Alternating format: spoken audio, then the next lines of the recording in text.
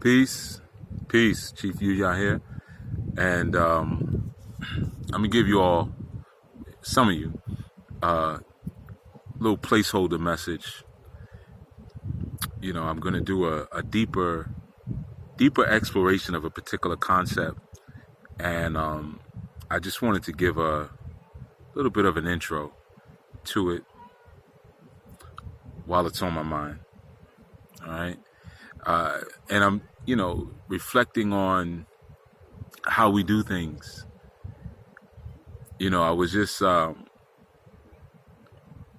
humming a lyric in my head, and it was a lyric from the late Tupac Amaru Shakur in the song Why You Turn On Me, when he said, it was really an ad-lib. It wasn't really a lyric that was in the verse.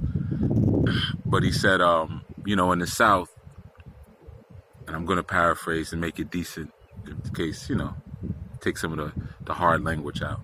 But he just said, in the South, this old man told me there's more than one way to kill a cat. There's more than one way to shoot a gat. There's more than one way to die. When I see you, everybody cry. This is how we do it. Right? So, more than one way to do things, right? And sometimes a song is just riding in your head. And I just finished doing some work with another client, man. We were out in the woods doing some work, and then we had to come back to Olokun and Yemoja to close out, the work that we were doing. So I know it's very breezy, and I don't have, willfully you can still hear me clearly. I think you can. You might just have some extra wind. It's very breezy to get today. Oya is making it happen.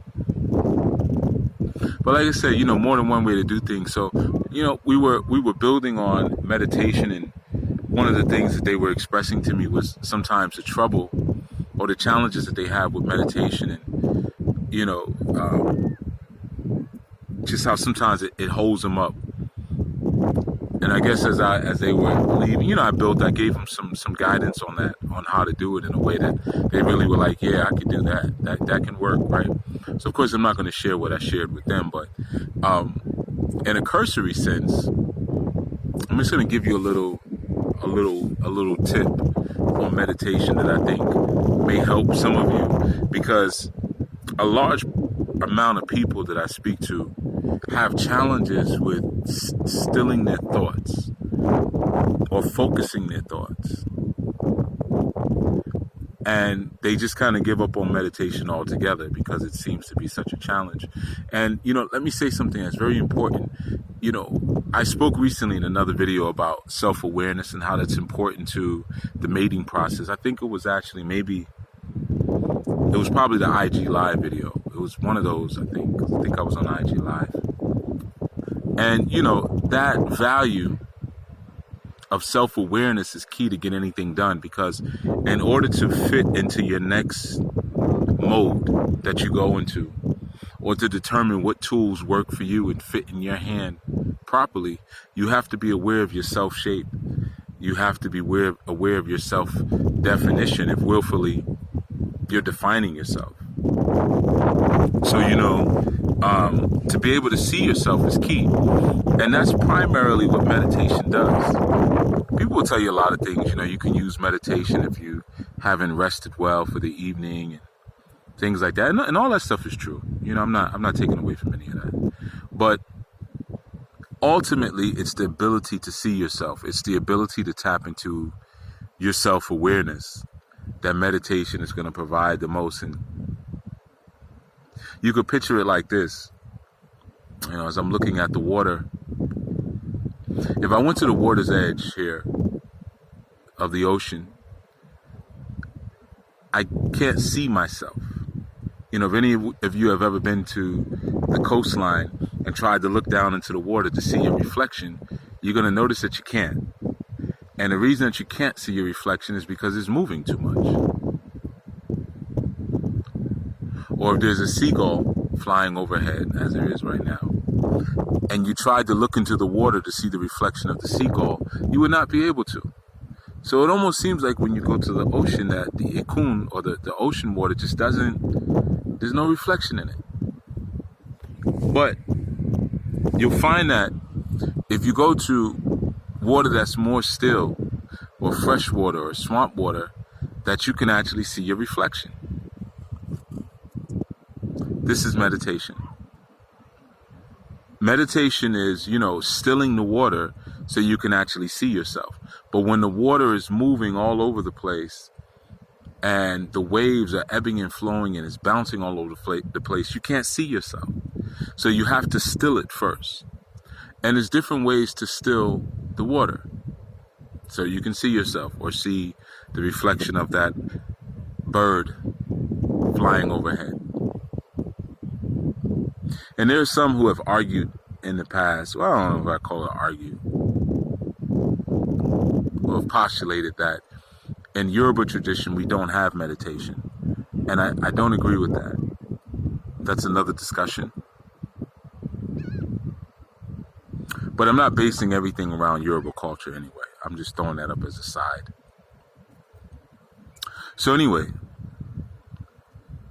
a lot of times individuals have a lot of difficulty stilling themselves.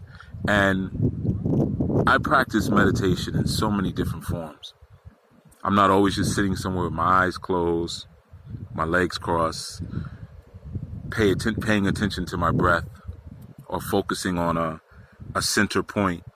It's not always that. If any of you have ever trained in martial arts, your katas, if you came through schools where katas were taught, or even like in Wing Chun, we have our forms, like Silam Tao, the first form or small form. It's meditation, even though you're moving, you're moving the entire time, but it's a moving meditation, no different than your katas. Your katas are a moving meditation. Now, are they strengthening your internals and your joints, your muscle memory, and your ability to punch with accuracy, kick with accuracy, so forth? Yeah, absolutely, they are. But it's also a moving meditation. Now, so there's different forms to tap into that stillness of the waters that we strive for.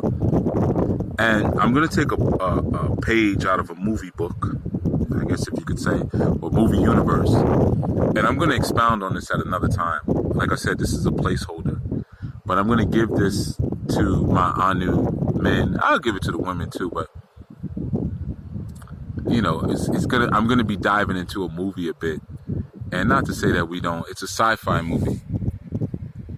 And we do have some gorgeous female nerds in our news. So we do have some women who are into sci-fi too, but so maybe I'll give it to the women too. So as I was like replaying the Tupac lyric, I was kind of just saying the whole song really, but I remember that part at the end where he was kind of going berserk for a minute, and he was talking, well, I don't want to say what he's going to say again. But I thought about Star Wars, right? In particular, Episode 1, The Phantom Menace. And there was a scene when Quan Jinn and Obi-Wan Kenobi were coming back from Naboo, and they had the fight with Darth Maul, the Sith Lord. And they thought that the Sith had been eradicated. There were no Sith. That's a whole nother comment. Like I said, we're going to explore that another time, right? And you find that in the middle of the fight, there was a time while they were fighting, and then like this energy wall went up, and they weren't able to get at each other. So in that moment, Quan Jinn, who of course is Kuan Yin, the archetype of mercy and compassion, because he was compassionate towards Anakin. Another story though, we'll get into that another time. But so there's a moment where this energy wall goes up, And so they had to pause the fighting because the energy wall came up between the two of them and they couldn't get through it. I'm talking about Qui-Gon and Darth Maul, or even Qui-Gon, Obi-Wan Kenobi, and Darth Maul. So in that moment, they had to wait for the wall. It went up like I don't remember, every couple of minutes. I haven't seen the movie probably in like, the PJs were on television. So I don't know, maybe 15 years, something like that. So I don't remember how long the wall was up or whatever. I just remember the scene because I thought it was a very interesting comparison between the Jedi and the Sith. And I'm more of a Sith person, by the way. But I'll explain when I do the longer video. The Jedi were just too arrogant. And that's what the Sith would always say. Arrogant Jedi. That's what Lord Palpatine, or Darth Sidious, was his other name, would say, arrogant Jedi. What did he say?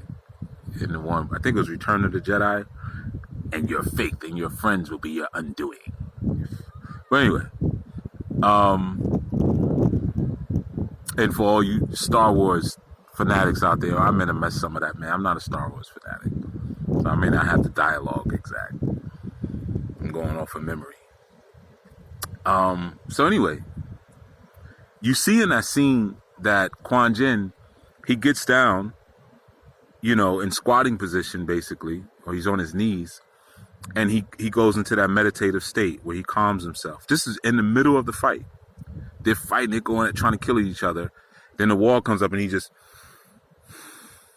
he meditates until the wall comes back up, right? And you saw that meditation a lot of times, even with Master Yoda.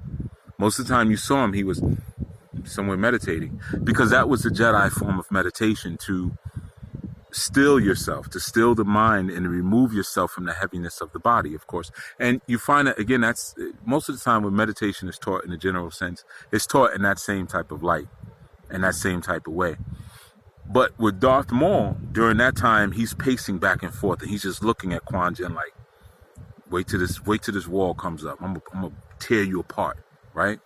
So you see, that was a form of meditation, not dissimilar from when you see Darth Vader and he's in his chamber, his restoration chamber. He's in there meditating, right? Because Darth Vader always lived in an enormous amount of pains. He had screws in his body, the helmet that he wore screw into his face. He had no legs, no, natural legs, I think, no arms, so he was, like Obi-Wan Kenobi said, more machine than man, and lived in an extreme amount of pain all the time. You would even hear it with his heaving and his breathing, always in pain, right? But see, the difference with the Sith and the Jedi is that the Sith, instead of removing the ideas of passion and pain from their life, they would meditate deep on their pain in order to like turn up, as we say, or stir up and stoke the fires of their focus. Where the Jedi would remove ideas and their focus on their pain and their suffering, and even their feelings, emotions, and attachments, so that they could turn up. So one would go deep into the water to still it, go all the way down to the bottom where it's more still, and one would hover above the top and not touch it where it's more still, and if you think about the Sith way, it was always about give in to your emotions, feel the anger, and like Yoda said, fear leads to hate, and hate leads to the dark side. But the Sith would say fear leads to hate leads to power leads to victory. That was the Sith saying, right? So one would say, avoid that particular way of being. Don't go down into the corruption of your skin. Don't explore your feelings. Don't dive into them. Don't go completely in them. And the other one would say, no, feel it. Go completely in it and let it take you away. Let it charge you up. Let it stroke the embers of your fire and stoke those ashes to blaze you back up again. This was the Sith way, right? Each a valid form of meditation. Now, for me, I lean more towards the Sith side. I'm always more about going into the abyss. And if you even look at Qui-Gon, he was kind of the same way. He was a bit impulsive, And that's why they even said in that episode, you would have been elected to the Jedi Council if you followed the rules more. But he was like, opportunity is in every moment, and you have to have the ability and the wherewithal to seize it. So even though the Order told him not to train Anakin, who later became Darth Vader, Anakin Skywalker, he made Obi-Wan Kenobi promise it anyway after Darth Maul killed him. So the idea of embracing the feeling, embracing the experience, embracing the emotion, there's power that can come from that. Whatever the emotion is, whether it's grief, whether it's happiness, whether it's sadness. You look at, like, for instance, Darth Sidious. Whenever he would fight, he had that lightning command that he was able to send lightning from his fingertips. That's the way he was able to control the Force. Whenever he would fight, he'd be laughing incessantly, like a hyena, killing people, laughing, ha ha ha ha ha. Even when he was getting beat up, laughing, because he was embracing his joy of actually fighting. His name was Sidious. He was insidious. He loved to kill and to fight. Now, of course, if he was a Jedi, he would be told to abstain from that. You see, the Sith would embrace life as a part of a meditation. That's why a lot of their meditations and stuff would be about not only pulling different gifts from the Force, but also learning how to extend life, to become immortal and things like that. Whereas the Jedi was about saving life and sacrificing yourself, not marrying, not falling in love, so forth and so on. Different forms of meditation. That's all we're talking about.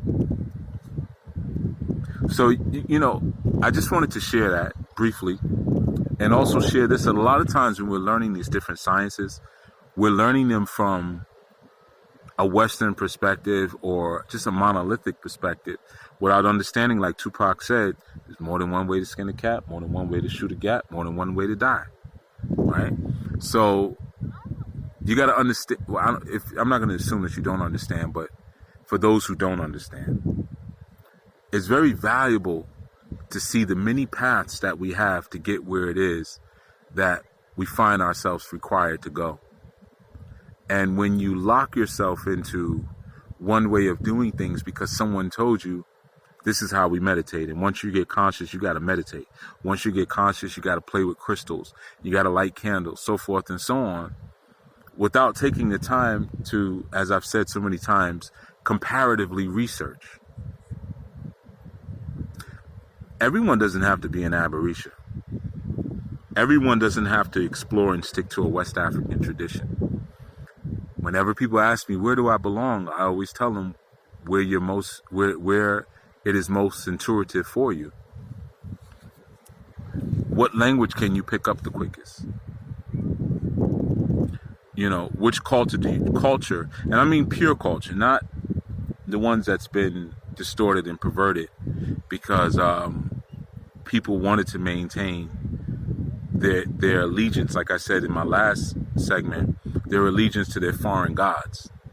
They want to keep all this Western thought and Western habits inside of a tradition that would really set you apart from Western mindset, from Western people. But they don't want to be set apart. They want to integrate. They want to be a part of. So they want to say things like, well, we believe in one God. Oh, yeah, we believe in one God. And, yeah, we have these different energies, but they're just like angels. No, they're not. They're not just like angels. Me, I'm polytheistic. But I don't believe in anything. Anu is a polytheistic structure. We acknowledge, just like the Bible acknowledges, that there are many gods. That's why you would hear the God of Jacob, the God of Abraham. It was acknowledged that there are different deities. Or some would say the one true God. Well, even if you have one true God, that means you have other gods. But not that I put great emphasis on the concept of a God anyway. Just, that is what it is. But what I'm speaking about is meditation.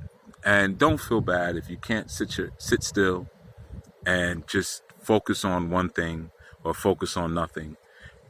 Try something different next time you go down to meditate or you go up to meditate. And I'm going to do a video on that. In particular, how to raise your vibration. And I'm going to do a segment, how to lower your vibration. There's a time when you got to step your game up, and there's a time when you got to step your game down. And you have to know which one is applicable. But just in regards to meditation, try to, instead of ignoring your pain, embrace it. Instead of ignoring your fear or your hatred or your jealousy or your anger, totally embrace it. Like, Neo did in the Matrix when he absorbed himself into Agent Smith in order to destroy him. Sometimes you gotta go through it to get out of it. All right, this is Chief Yuya, and I also want to give what's the word? Congratulations and a post-welcome to all you brothers and you sisters who applied for Anu, the ministries, the Anu Womb and the Anu Man. We will be reaching out to you very soon. We're going to take this next strong coming to finish reviewing the later applications that came in after we last spoke about it, and then you'll be hearing from us soon. Okay, in regards to that, whether we're going to advise you to reapply or not. And let me just put something out there real quick. Some of you will get denied because you tried to be cute on your applications. And what I mean by that is this. You might say, oh my goodness, I did that. When you're asked your name or your Earth Day on the application or your zip code, and you're on some like, I don't want them to know that, then you can't be with us. We didn't ask for your address. I specifically put the zip code question in there so that way I'm trying to see who's close to one another. You might have someone that I knew who lives 15 minutes from you. You never knew. So that's why that's in there. But if you don't have enough trust in that sense, at this point, we can't really work with you. So some of you did that, trying to be slick, didn't fill those in or put fake answers, or, like your Earth Day didn't want to share that. We don't want you. All right. You want us to give everything. You want us to open ourselves up to your questions and when you need assistance and things like that, but you want to give very little. And that's not our way. That's just not our way. It won't work that way. Nothing works that way.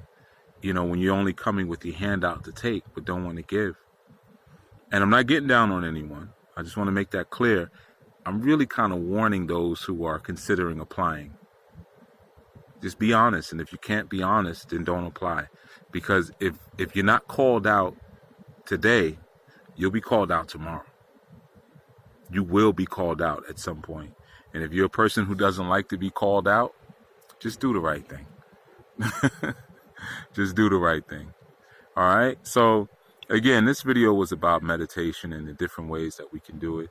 You don't always have to separate yourself from the body. Just like you have Oturupon Meji and you have Iperitais, and one urges you to identify with the body.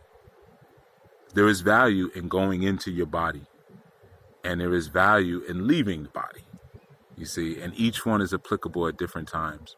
So I'm just going to share that, in terms of meditation in this conversation. Try it. If you're feeling despair or loneliness, which a lot of us are very lonely. That's a big emotion a lot of you are experiencing. But if you're feeling that, or you're feeling anger or despair, instead of ignoring it and trying to skip past it, because you've been doing that for 15 years, this hasn't been working. Try to go into it. Go into it not in terms of whining about it and venting on it, but just allow it to completely take you and take you where it wants to take you. That's a form of meditation.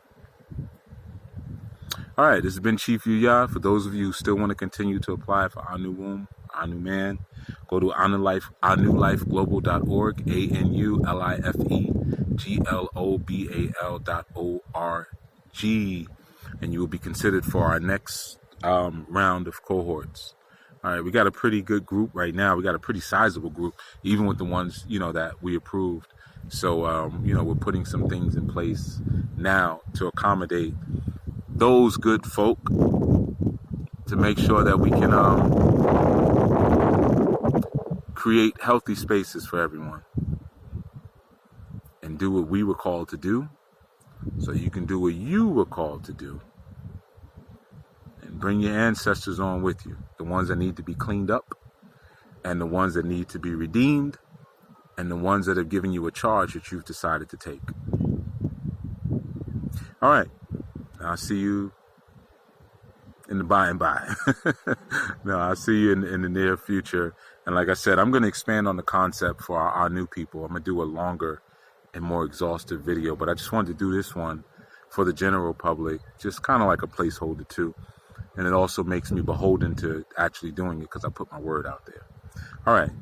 Travel well, strength, vision, clarity, respect. Chief Yu Yao.